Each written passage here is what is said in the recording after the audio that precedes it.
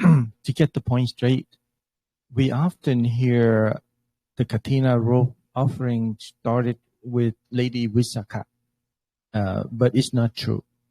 The first donor, the first Katina donor, we have not found anywhere in the doctrine, but we did find in the doctrine that Lady Visakha was the first rain rope offering like this. And according to the story we just learned today, that how the rain rope offering started.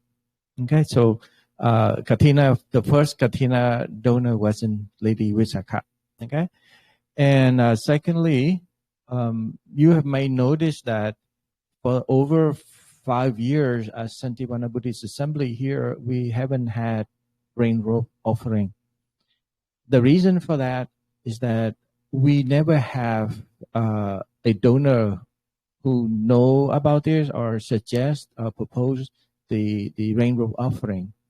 And we monk did not ask or request or inform anyone to do it for the monk, because this one is voluntary. And secondly, we don't want to break our vinaya, because this is all prepared and given by the donor. It's not one of those ceremonies that we monk can actually prepare and do it. It has to be prepared and given by the donor. Without the donor, we cannot do it. And we don't want to suggest, insinuate, or tell people to do it, because if this kind of ceremony is being asked to do, then it's not pure giving, and whatever is not pure giving, it will not yield full result, full benefit. Out of compassion of us monks here, we don't want to do that to the donor. We let the donor volunteer and do it, so that way the benefit, 100% of the benefit will be yours in that way. Same goes with the Katina offering. Lucky from the beginning of Santivana, we did have the first donor who come to the monk and request and did it. And since then, everyone learned from it. So they continue to do it to this day. But the rain rope offering, no one aware of it. So now we have it. And from then on, I'm sure they will know about it. Okay? And speaking of he mentioned about it, that some temple request or tell, you have to do this specific amount for the ceremony, or you have to, or you suggest to do 3 years consecutively, or son this and son that. There's no such a thing. Everything is volunteer to your effort. Okay? There's no set of like, oh, you want to be a donor, you have to spend 5,000 to the temple or thing like that. No such a thing. But it will be discussed among the donor, but not ever from the monk. The monk say nothing, just receive and blessing. Okay, and each the donors, there's only one donor or a group of donors, but still count as one. You can have many people participated in one group, but still considered as one donor, or solely one person, like that. Cannot have donor number 1, donor number 2, number 3, and then come together. But then Katina is only one rope. How will they do it? Okay, so if you do together with many people, consider it be one rope, one donor, like that. Okay. Speaking of which, you might wonder why the monk took a bath or took a shower naked back time. Because back then, the monk did not have the luxury of having many robes. Some of them only have 3 sets of robes, which is the sangati, the outer robe, and then the upper robe, and then the lower robe. The lower is like the pant; it's wrapped around the lower part. So if they only have 3 pieces of cloth, then if they get wet, then they have to wait for it to dry. But in particular story, there was a dana coming up. So they want to keep the rope dry so they can go and attend the the offering, the lunch offering. So at that time, they need to go and take a shower, take a bath in the rain. So they have to be naked to to keep the rope dry. That is the reason that Vishaka thought it was improper and is pity to the monk. He didn't have enough rope, so that's why she offered the rain rope. And the rain rope is just plain piece of cloth that used to wrap around the lower part of the body when the monk take a shower. So you may think of it like a bath towel, like that. And it doesn't have to have stripe or thing like that. It can be plain rope to cover the lower part. Okay. And nowadays, some donor decide to say, oh, okay, might as well just offer they couldn't find the plain rope. They offer the rope for the lower part, the lower rope, or sometimes they offer the whole set just to make things simple for them. Okay. But if, let's say, you can't afford, but you have just one plain piece of cloth like that, enough for them to wrap around the body, then it's okay to have the rain rope offering as well. No need to have the whole set or have to be this type or that type. Okay.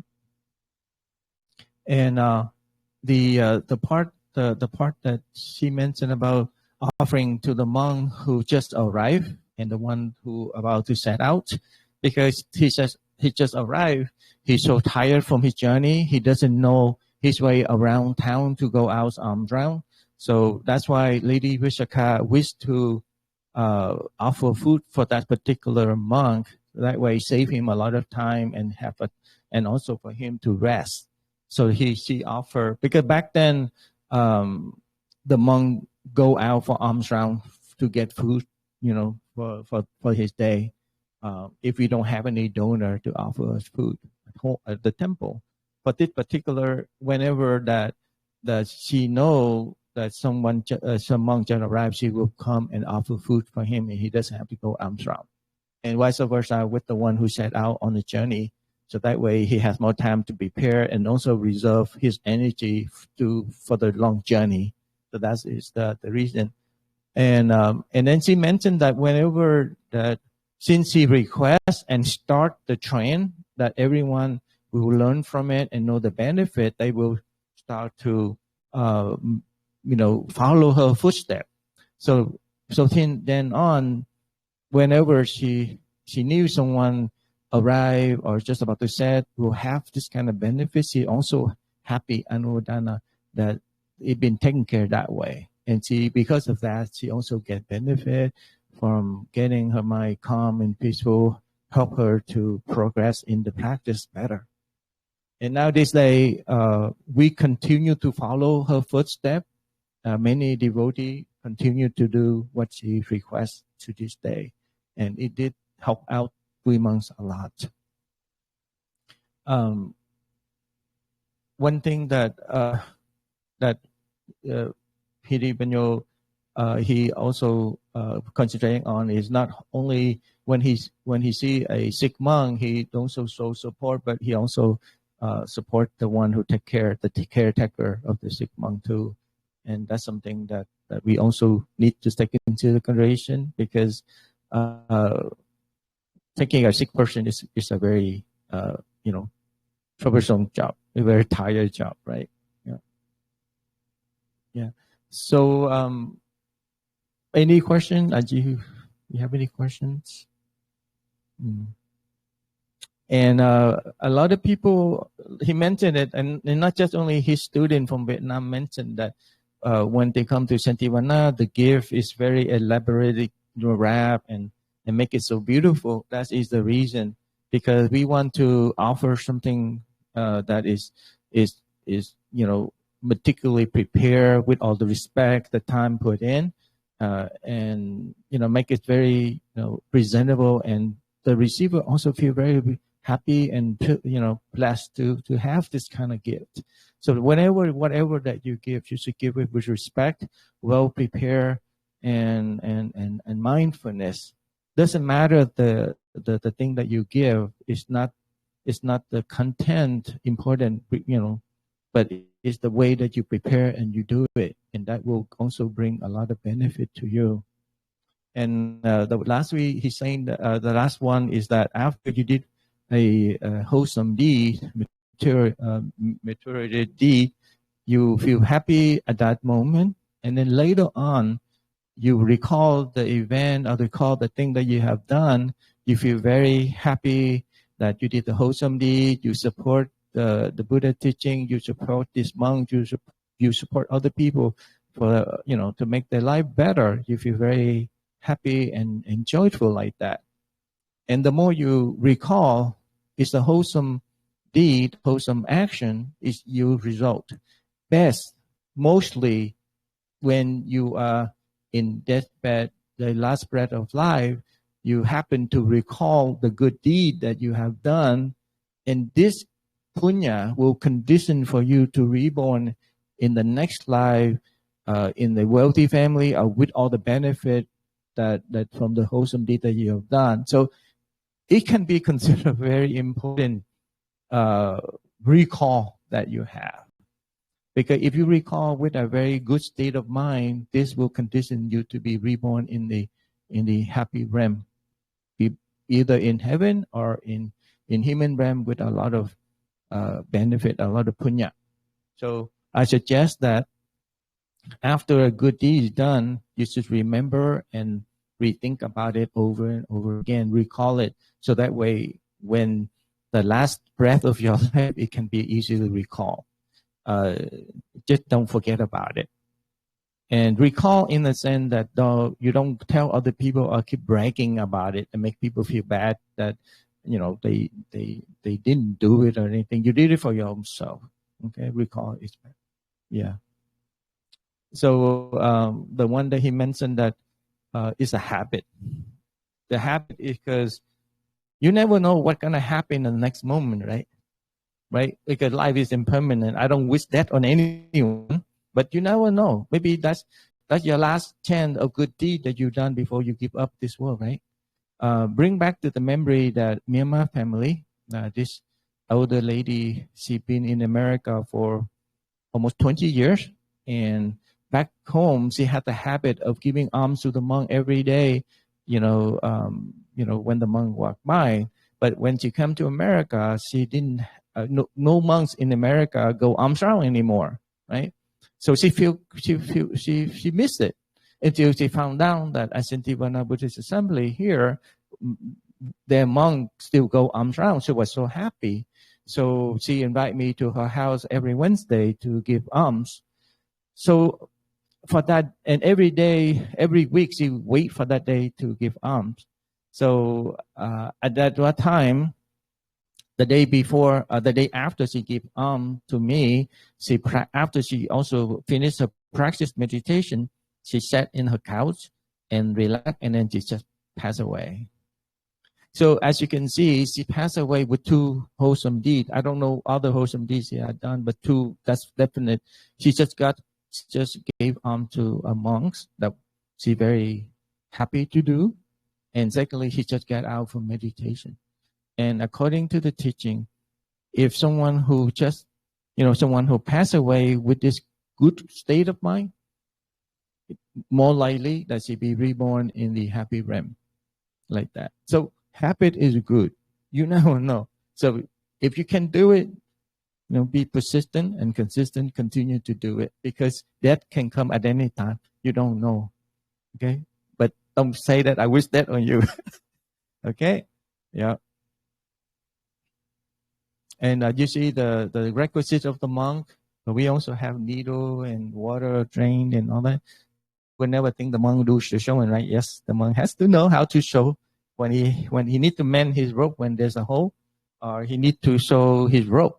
Actually, in Katina, sometimes devotee only offer the plain piece of cloth, and before dawn time, the monk have to get the cut and then sew it into a rope like this, dyed and dried up and everything, and do these the sangha duty to make it official for the monk to wear before the dawn, like that. So monk needs to learn how to sew and mend his rope as well.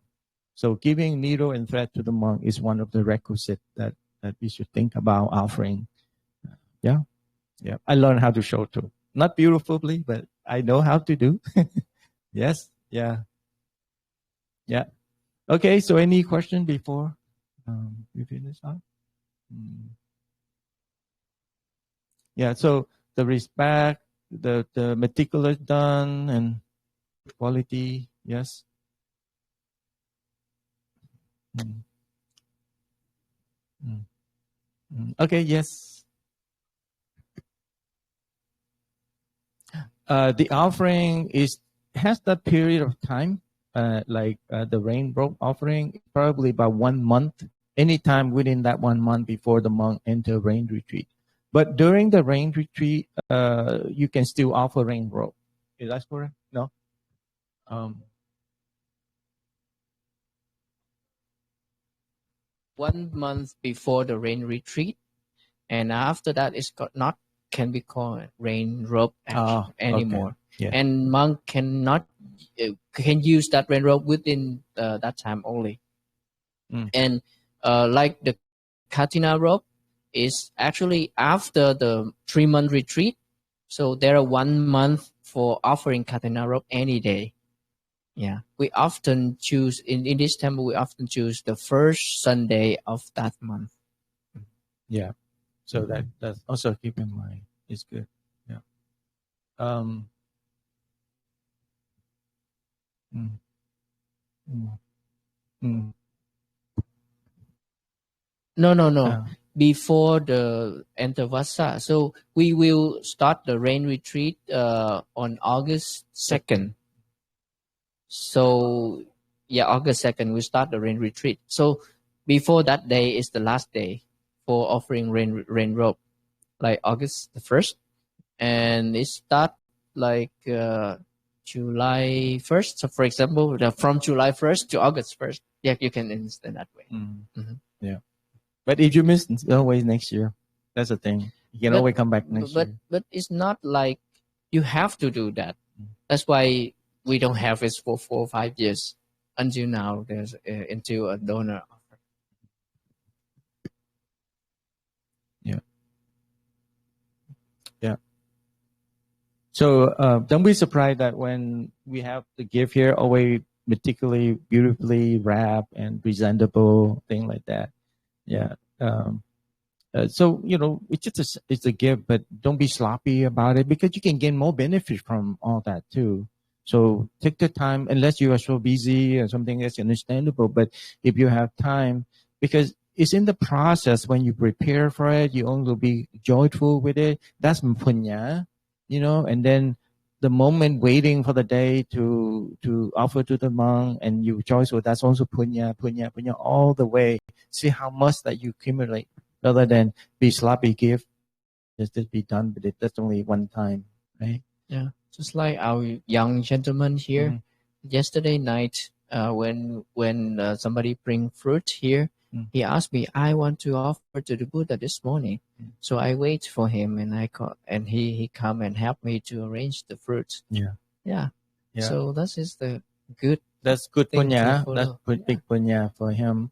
And even though I could have done quickly, but I let him because he asked me to wait for him because he need to wake up late, So I wait for him to finish it and encourage him to do it, and he loved doing it, and that's good good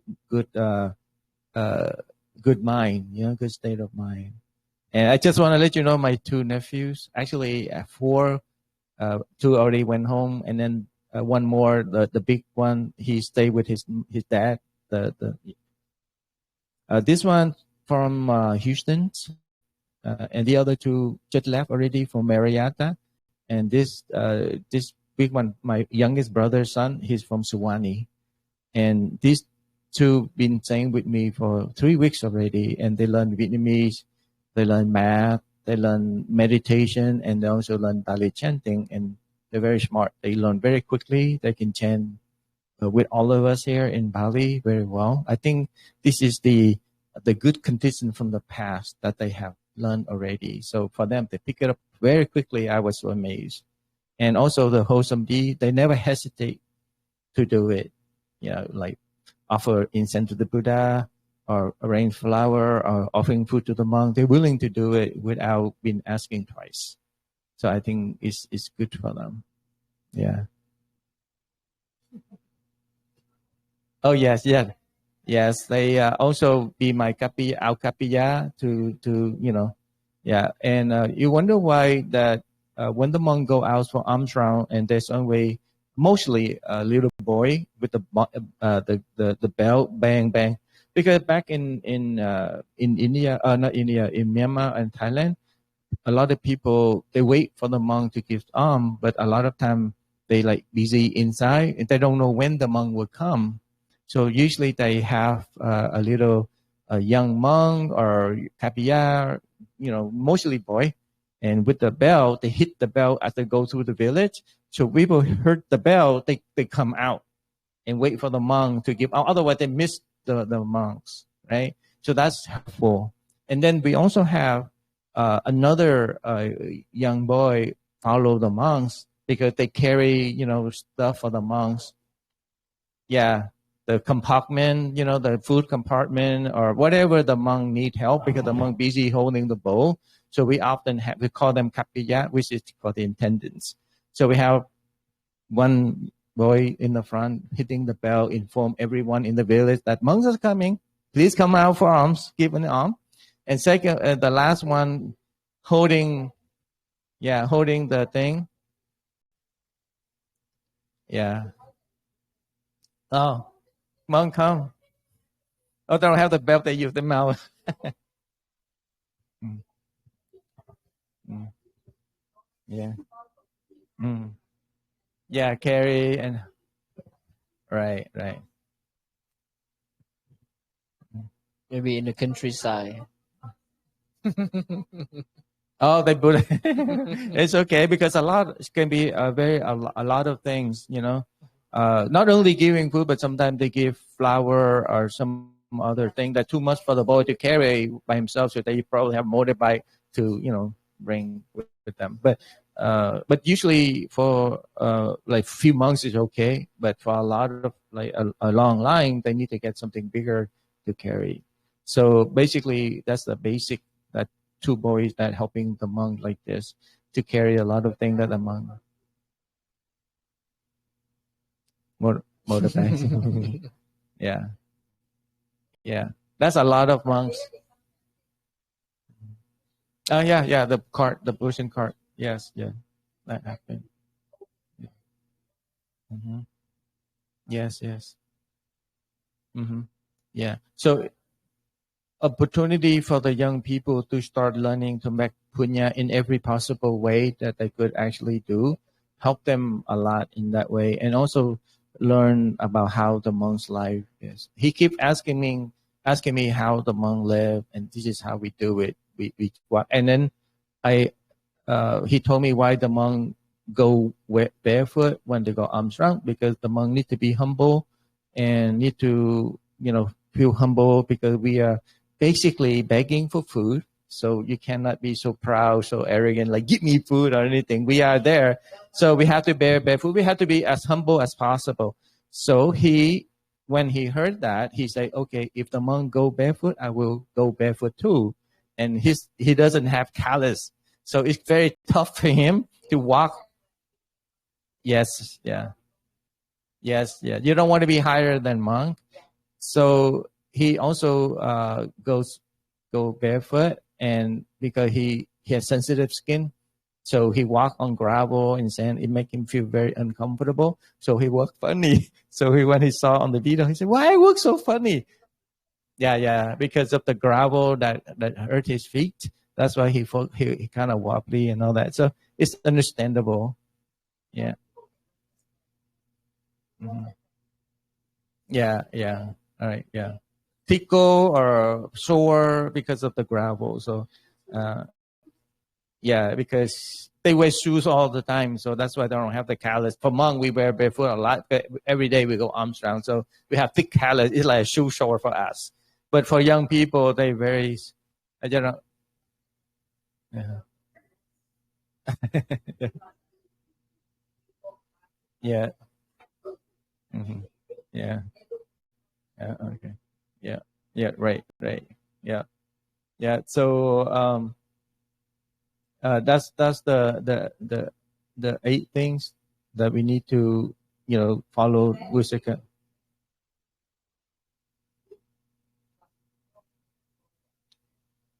Mm. Mm-hmm. Oh yes, the toiletry. Yeah. So in this temple, we have the thing going that whenever we have guests, especially the monk or the lady devotee, when they come and spend the night here, they were surprised that we not only made the bed very beautifully and nice, we also have toiletry, a box of toiletry available for them. Huh? You saw that? Yeah, so mostly we do it for the monk. Offer the monk is good for us for the good punya, but also the lay people when they travel they forget towel, toothbrush, or thing like that. So we also have a little box with a lot of toiletry and thing like that too. And they use it a lot too because I'm sure always forget a towel or toothbrush or toothpaste. So we also have it as a compliment, and it makes us feel happy that our guests feel comfortable as well as for us to make punya as well. Even though you just lay people, you do for lay people also get punya, but not as much as for the monk, but you also get punya. So why not? We are collecting, bit by bit, and also make everyone come to our temple happy and come prepared like that. Yeah. So you know that, right? Yes. A lot of people surprise. Oh, what is that? Yeah, that's it. That's how we do it. Mm, mm, mm, mm. And unless you very or you forget, then it's fine. But if you have the time, why not? Because we are collecting, bit by bit of punya, because we don't know how much that we have already. So we monk also try to collect punya as well. Okay. Yeah. So can you go to the first slide? Did I miss out anything? No. Okay. The not the first one, the second one, right? Oh yeah. Um, about the bhikkhuni back then, the ladies, the nuns back then, uh, they also face the same hardship as the monk because back then facility and all that not available. So a lot of it is like natural. You have to do it outside. You have to do your business outside. You have to take a bath or outside in the river in the rain. And the nun, the female, a little bit inconvenient because of being a woman. So, but they have to take a bath in the river, and at that time, they take a bath, and they also met some of the prostitute, and they make fun of the nun, and the nun feel there. That's why Lady Vishaka also make it possible for the nun as well. Yeah. So that's it for today. Unless you have no questions. Yeah. Okay. So Lady Vishaka, she did a lot. Uh-huh. Uh-huh. Uh-huh. Yeah. Lane is a wasa. Well, yeah, wasa is uh the rain retreat, the rain season. Yes. Yeah.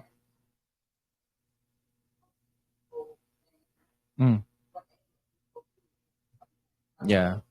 He had to come back unless there's some urgency. Then he had to make a flash to come back within 7 days. And then he had to return. There's a lot of rule involved that we need to follow. Otherwise, we break the vinaya. Okay, it's important to do so. It's good to know you support the monk to help the monk feel at ease and so that he can practice well, make progress, and bring the teaching to other people, bring a lot of benefit to the people, and in turn, you also gain the benefit from that as well, the punya, because you support the monk, and the monk did good, thing and help a lot of people. So turn around, yeah, yeah, yeah, just exactly, yeah. Mm-hmm, mm-hmm, mm-hmm, mm-hmm. Only the teaching, yes, yeah, and then, but he needs support from the laity. That is the reason why they often saying the mother of a monk gained a lot of punya, even though um, she had not done much, because she gave birth to a boy and then raised him to be a good man, and that this good man ordained as a monk, and he practiced well. He propagated the teaching of the Buddha and helped a lot of people, free from suffering and all that. So all the punya also go back to the source, which is the mother. Without the mother giving birth to this son, to this boy, and raise him well to have this, good person to be a monk and all that, then none of this would happen. That's why they praise the mother a lot. The mother get a lot of punya. Mother, and then some go with the one who support the monk. That's why some people who sponsor the ceremony, the ordained, and all that. So all the punya also go back to the source. Okay. Yes, yes, yeah, hmm yeah. Mhm. Establish the foundation. Yeah, yeah. Okay. Yes. Okay. I think we have time for the sharing merit and